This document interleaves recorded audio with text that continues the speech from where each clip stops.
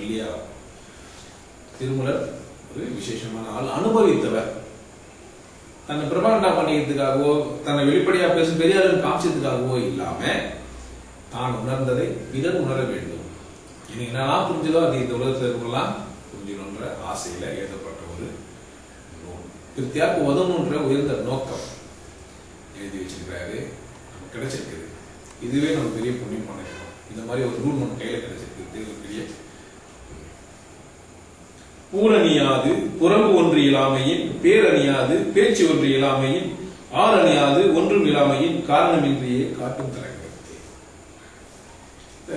அண்மையில ஒரு பாட்டு, கண்ணில் வரும் காட்சி எல்லாம் கண்மணிய உருத்தம், காணாத உன்னுருவம் கண்ணுக்குள்ள இனிக்கும் அப்படின்னு ஒரு பாட்டு. இது எங்கேயும் அந்த ரெண்டு வரி என்ன எடுத்துருப்பாங்களா இல்ல எங்கன்னா இவங்களே கற்பனை பண்ணி வந்ததுதான் தெரியல. இல்லாமை அப்படின்றது ஒரு உருவம் இருக்குது. அது வந்து கண்ணுக்கு ரொம்ப சுகமான ஒரு இடம். காட்சியப்படும் போது உறுத்தலாவோ குளிர்ச்சியாவோ எப்படியான காட்சிகளாவோ இருக்குது.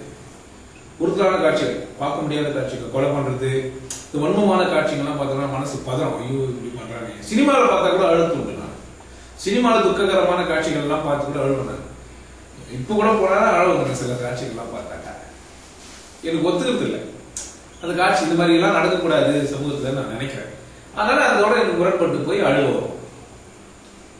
ஆனால் இறைவனை பார்க்கும்போது அப்படின்னு நான் இப்போ சில காட்சிகள் விருப்பமா இருக்கும். இன்னும் 2-3 சீன் வருமா, சில குத்து பாட்டு டான்ஸ் எல்லாம் பாட்டினா நல்லா இருக்கும். நல்லா டான்ஸ் ஆடினே இருப்பாங்க, உற்சாகமா இருக்கும். சரி, இன்னும் கொஞ்ச நேரம் போகுமா, அப்ப சில காட்சிகளை விரும்புறோம், சில காட்சிகளை விரும்பல. ஆனால் இங்க இறைவனை புரிந்து கொள்கின்ற காட்சி இருக்குது. அதுக்கு எதுவுமே தகையானது இல்லை, நேரானது இல்லை. அது பூரணி.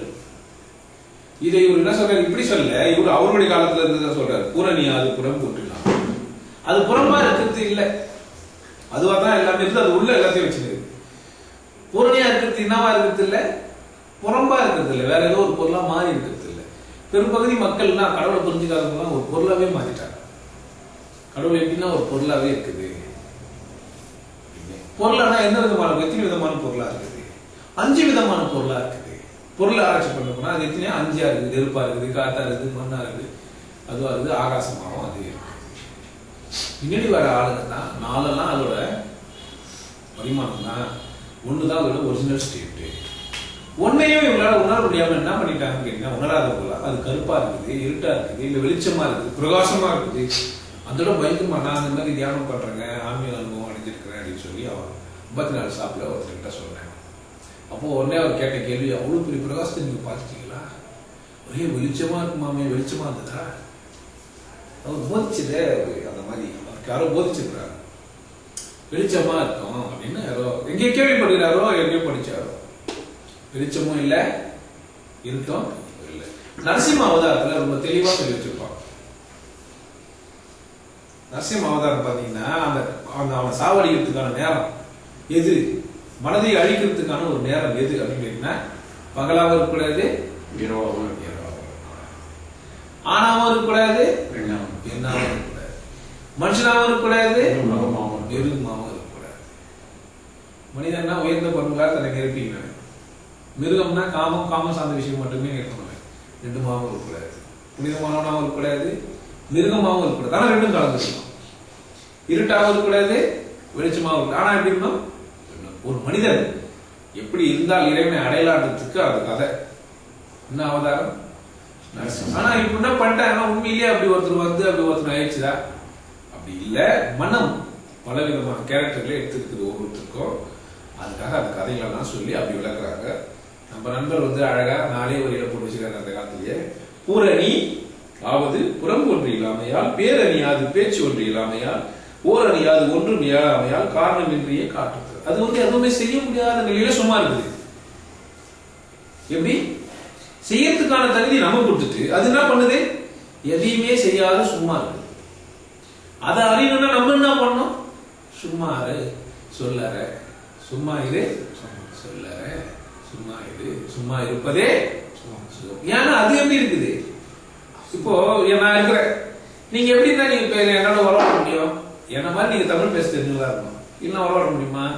அப்ப நான் எப்படி இருக்கணும் அப்படின்னா நீங்க நம்ம 2 பேருக்குள்ள ஒரு உறவு ஏற்படுது. இல்லைன்னா நான் பேசுறேன், நீங்க கேட்குறீங்க. இல்லை நான் வேற ஏதோ மொழி பேசுறேன், நீங்க வேற ஒரு மொழி. சம்மந்தப்பட முடியுமா? அப்போ இறைவனை அறியறதுக்கே நம்ம எப்படி இருக்கணும்? அந்த இறைத்தன்மையோடவே இருக்கணும். இறைத்தன்மை எப்படி இருக்குது? எதுவுமே இல்லாத உண்மை. காரணம் இன்றியே காட்டும் தன்மை. எந்த காரணம் காமிச்சா அதுக்கு காட்டிக்காது. எந்த காரணமும் இல்லாம தான் காட்டும். சில பேர் நான் கடவுள் இருக்குதுன்றதுக்கு காரணம் காட்டுவாங்க. என்கிட்ட 10 ரூபாய் தான் இருந்தது, தக்காளி 5 ரூபாய் மார்க்கெட்ல வித்து இருந்தது, இறைவா நான் என்ன பண்ண போறேன்னு போனேன், 10 ரூபாய் ஆயிட்டு இருக்குது. கடவுள் எனக்கு எவ்வளவு கடவுள் இருக்கிறாரு, அதனால தான் எனக்கு வேலை குறைஞ்சிச்சு. எது வரைக்கும் 15 ரூபாய் வித்து தக்காளி நான் 10 ரூபாய் தானே பாயிட்டு வச்சிருந்தேன், மார்க்கெட்டுக்கு போனா 10 ரூபாய்க்கு விற்கிது. விசேஷம் தானே, உண்மை கூட தானே. இவருக்கு 10 ரூபாய், இவர் பொறுத்து அந்த வேலை குறைச்ச மாதிரி கூட உண்மை ஆயிடுத்து. நான் கடவுள் இருக்குது அது இல்லைங்க. கடவுள் இருக்குதுன்றதுக்கு காரணம் நீங்க பலது சொன்னாலும் கூட அது என்னவா இல்லைன்னு கேட்கறீங்கன்னா, காரணம் இன்றியே எந்த ஒரு காரணமும் இல்லை காட்டும். எந்த காரணமும் இல்லாம தன்னை அது காட்டிக்கும். நீ அது ஆனா என்ன நின்று பேருரை. நீயா இருக்கிறிய அதுவே அதுதான். நானும் சொல்லிடுமே அதுவே அதுதான். அதுதான் இதெல்லாம் எல்லாமே யாரு? கடவுள் தான். வேறு வேறவா பரிணாமிச்சிருக்குது, வேற ஒரு பொருளா மாறி இருக்குது. நீங்களாவும் நானாவும் நம்மளாவும் அது மாறி இருக்குது. ஒரே மாதிரி இல்லாம ஆளாளுக்கு ஏற்ற மாதிரி ஒண்ணுன்னா மாறி இருக்குது. நீ அது ஆனா என்று நின்று பேருரை. ஆயது நான் ஆனேன் என்ற சமைத்தர சேய சிவமாக்கும் சீர்நந்தி பேரருள் ஆயதுவாய் அனாதி எந்தி ஆகுமே. நந்தியோட பேர் அருள் நாள் என்ன ஆச்சா? அது அனாதியாய் எனக்கு விளங்குச்சு. அவர் குருவைக்கு சொல்றாரு, நான் இறைவனை புரிந்து கொண்டேன், நான் இறைவனை புரிந்து கொண்டதுக்கு முழு பொறுப்பு அந்த நந்தி அப்படின்னு சொல்றேன். உரைநடையில எழுதணும்னா அதை எப்படி எழுதணும் அப்படின்னு கேட்டீங்கன்னா, இத நீ தம்பா அது, நீ அது அப்படின்னு சொன்னாராம். வேற எங்கேயும் தெரியல. அகம் பிரம்மாஸ்மி, தத்துவமசி, இப்படி நிறைய வார்த்தைகள் சொல்லிருப்பாங்க. நான் கடவுள் புக்கு இப்ப படத்தை எழுதிட்டு அகம் பிரம்மாஸ்மி, அதுக்கு மந்தத்துல ஏதோ ஒன்று சொன்னோன்னா அந்த ஒண்ணு கை கால வெட்டி போட்டவரால் கண்ணை தடுத்து பரவாயில்ல கண்ண முடியுது. ஆரம்ப எழுதுனா தான் கண்ணை தடுத்துப்பாங்க. நீ அது வேணா சொன்னவே உங்களுக்கு கண்ணை திறந்துக்கணும். ஓ அப்ப நான் கடவுள் தானா? கடவுள் தான் என்ன படிச்சிருக்குன்னா, ஏமா தானே எனக்குள்ள கடவுள், கடவுள் தானே என்ன படிச்சிருக்க முடியும்? நானே என்ன செஞ்சுக்க முடியுமா? ஒரு மனிதன் தன்னை தானே செய்து கொள்ள முடியுமா? அப்ப அதுக்கு அறவத்தை தேடி போனா கடவுளா தானே இருக்க முடியும். எங்க ஒண்ணு ஒரு வருவாங்க.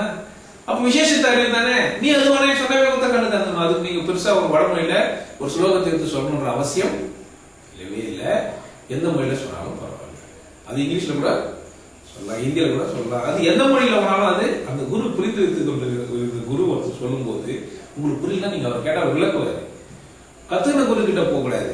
புரிந்து வைத்துக் கொண்டிருக்கிற ஒரு குரு என்ன வேணா சொல்லி அதை புரிய வைக்க முடியும்.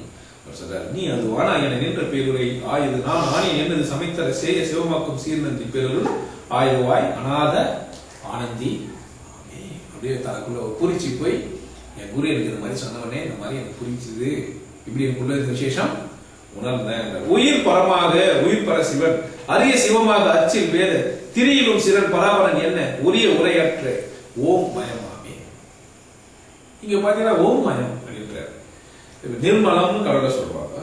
ஓம் மயம் சப்த வடிவானவனே நாதஸ்வரூபன் அப்படின்னு வடமொழியில சொல்லும்போது என்ன சொல்லுவாங்க? நாத ஸ்வரூபன் சப்த வடிவானவன். தமிழ்ல ரொம்ப எளிமையா இருக்குது. ஒளி வடிவானவன், சப்த வடிவானவன், சப்த ரிஷினே சொல்லுவாங்க. அது உணர்ந்தவனே, சப்தத்தை உணர்ந்தவனே. சப்தம்னா 7ன்னு ஆயிடுச்சு. சப்தம்னா 7. ஏன்னா 7ஆம் அறிவு பெற்றவன் அர்த்தம். கடவுளை உணர்ந்ததுக்கு என்ன அறிவு இருக்கணும்? 7வது அறிவு இருக்கணும். அப்பதான் நம்ம 8ஆவது இடத்தை போய் அடைய முடியும். 6 அறிவு மனுஷனுக்கு கடவுள் அறிவு வர்றது தியானம் பண்ணி அந்த அறிவு அதிகமாக்கணும்னு 7ஆம் அறிவு. அவன் அடையிற இடம் 8ஆ இருக்கிற அந்த பரம்பொருள். 8ஓட நம்பர் கிடையாது. 8 தான் உச்சகட்டம். 8 தான் மொத்தமே. நிலைப்பாடு படிகள் எல்லாமே 8 தான். 8க்கு மேல இல்ல 9 அப்பமா கண்டுபிடிக்கப்பட்டது. அதனால எப்படி பண்ணாலும் அது 9. 9ங்களால வர பெருங்கில இல்ல 9ஆல வர வகுத்துல இருந்தல 9ஆல வர கழித்துல இருந்தல நீங்க திரும்ப போட்டு கூட்டி பாத்தீங்கன்னா 9 தான். 9 9 81 கூட்டினீங்கன்னா நீங்க எப்படி வேணாலும் பண்ணிட்டு போங்க, அது 9லயே நிற்கும். இது ஒரு தரத்திலே இருக்கும். நியூமரிக் வேல்யூ பாத்தீங்கன்னா அதுக்கு 0 போட்டு வச்சிருக்கோம். 10க்கு ஒரு நம்பர் இல்ல, 1ஐயும் 0ஐயும் சேர்த்து வச்சிருக்கோம். 8 விசேஷம், விசேஷமானது உணர்ந்து 8 வரைக்கும் போகுது. அப்போ இவரு தனக்குள்ள அந்த பேரூர்லயே அந்த இறைவனே அந்த உள்ள இருக்குதுன்றது நந்தியை சொன்னோடனே நந்தி அங்க கொண்டாடிக்கிறாரு. குரு அப்பமா உரிய இதா இருக்கிறதுனால பராபரன் ஓ மாயை சத்தமாவே ஆகிருக்காங்க. வாய் நசியே குரு மந்தகம் உச்சியில் ஆய் நசி உச்சி முதலானவை நிற்கும் தாய்நாடி ஆதி வாக்கு ஆதிய சகலாதி செய்நாடு ஒளி என சிவகதி அளிப்பவை. கதி அப்படின்னு பாத்தீங்கன்னா சுவாசம். சுவாசம் சொல்லியிருப்பேன். கதி கட்டு போன பையன் கேள்விப்பட்டிருக்கீங்களா? திட்டுவாங்க பொதுவாகவே. அது கதி கட்டுது. அதுக்கு ஒரு நாதியும் இல்லை.